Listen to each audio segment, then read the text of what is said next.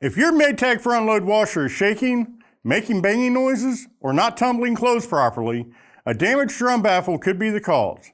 I'm Ed with AppliancePartsPros.com, and today I'll show you how to test and replace it. Drum baffles, also called lifters, help move clothes through the wash cycle. If one breaks or comes loose, it can affect performance and create noise. Don't worry, this repair is easier than it sounds. Let's get started.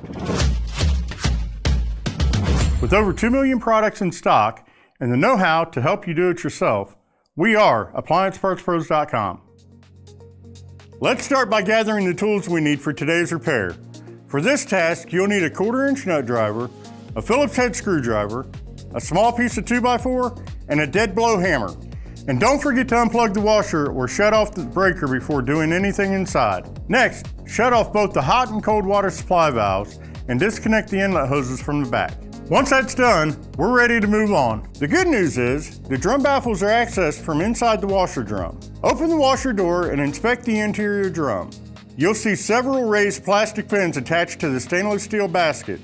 These are the drum baffles. Rotate the drum by hand until the damaged or loose baffle is positioned at the bottom for easier access. Inspect the baffle for cracks, missing sections, or looseness. A properly installed baffle should sit firmly against the drum with no movement. Gently pull upward on the baffle. If it lifts, shifts, or feels loose, the locking tabs underneath may be broken. Also check inside the drum for small plastic fragments, which can indicate internal breakage. If the baffle is cracked, loose, or separated from the drum, it should be replaced to restore proper tumbling and prevent further damage. Remove the top panel to gain access to the top of the outer tub. Start by removing the 3 screws at the back of the washer's top panel.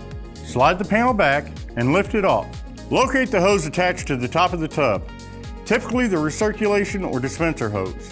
Using pliers, release the clamp and carefully remove the hose from the port tub. With the hose removed, you'll see an access opening in the top of the tub. Rotate the drum by hand until the baffle you are replacing is positioned directly beneath this opening. Looking down through the tub opening, locate the locking tab that secures the baffle to the drum. Using a Phillips head screwdriver, depress the locking tab downward through the access hole to release it. Once the tab is depressed, position a short piece of 2x4 lumber against the inside edge of the baffle from the drum opening. Using a dead blow hammer, gently tap the 2x4 to drive the baffle toward the rear of the drum. This will disengage it from the mounting slots. Once the baffle slides free, remove it from inside the drum. Inspect the mounting rails and locking slots for damage or debris before installing the replacement baffle. Here's the old drum baffle, and here's the new one. If you've already got your replacement, great. If not, you can pick one up at AppliancePartsPros.com using your washer's model number to ensure correct fit. Position the new baffle inside the drum, aligning it with the mounting rails on the basket. Slide the baffle into the rails from the rear toward the front of the drum until it's partially seated. Place a short piece of 2x4 lumber against the rear of the baffle. Using a dead blow hammer, gently tap the 2x4 to drive the baffle fully into position along the mounting tracks until it stops.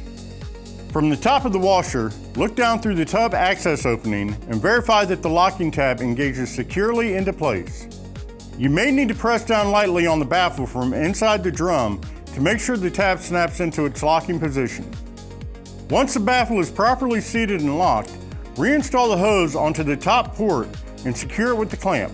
Finally, reinstall the main top by sliding it into place from the rear and securing it with the mounting screws. Restore power to the washer.